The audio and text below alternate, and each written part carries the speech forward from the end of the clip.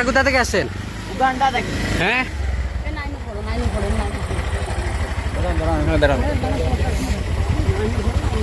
আপনারা কোথা থেকে আসছেন? আপনারা কোথা থেকে আসছেন এটা বলেন। আমরা ইন্ডিয়া থেকে আসছেন। ইন্ডিয়া থেকে আসছেন। কেন বিএসএফ পুশিং করছে?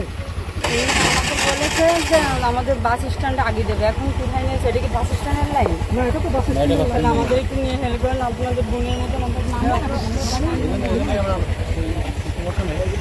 ভাই আপনারা জানেন না, দেখুন আমাদের মেরে ফেলবেন নয়তো ভাই।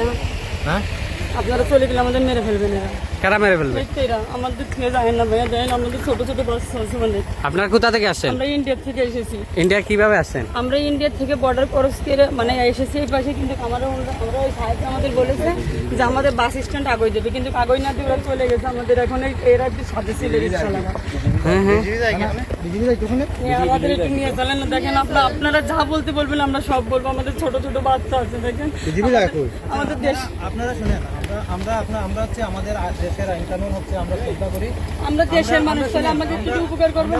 আপনারা সেখানে কবে গেছিলেন ইন্ডিয়ায়? আমরা গেছিলাম গেছি 2 মাস আগে। আমরা ওখান থেকে ধরা খাই আমাদের এই পাশে চলে আসছে। আমরা আসার পর আমাকে বলেছে তোদের ছেড়ে দেবো, তোদের প্রুফ মাঙা। আমরা আইডি প্রুফ মুরুফ সব আমাদের জরম সার্টিফিকেট সব কিছু দিছি। আমাদের বলেছে সকালবেলা ছেড়ে দেবো, সকালবেলা না ছেড়ে এই পর্যন্ত রেখে দিয়েছে। এখন বলতেছে যে তোদের বাস স্ট্যান্ডে নিয়ে যাচ্ছি, নিয়ে যাওয়ার কথা বাড়ি নিয়ে যাই না। এখন কোথায় নিয়ে আসা? আইডি প্রুফ আছে নাকি? আইডি আছে? সব আছে, বাংলাদেশ সব কিছু দিছি আমরা। টোটাল কয়জন? 10 জন। বাড়ি যশোর নড়াইল। পুরুষ কয়জন? পুরুষ 2 জন। আর মহিলা কয়জন? 9 জন 8 জন। 8 জন। একটা বাচ্চা আছে। একটা বাচ্চা আছে। একটা বাচ্চা হয় না?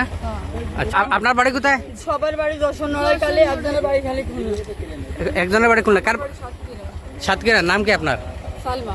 সালমা। ইন্ডিয়া কতদিন আগে গেছিলেন? ইন্ডিয়া এই 9 মাস 10 মাসের মতো। কেন গিয়েছিলেন? কেন গিয়েছিলেন? ও তো আমরা কাজ করি আবিদ লাইভে ঢুকো। আমাদের থানায় দিয়ে দেন, আমরা সব কিছু দিয়েছি। তারপর আমাদের বাংলাদেশের ও আমরা বাংলাদেশ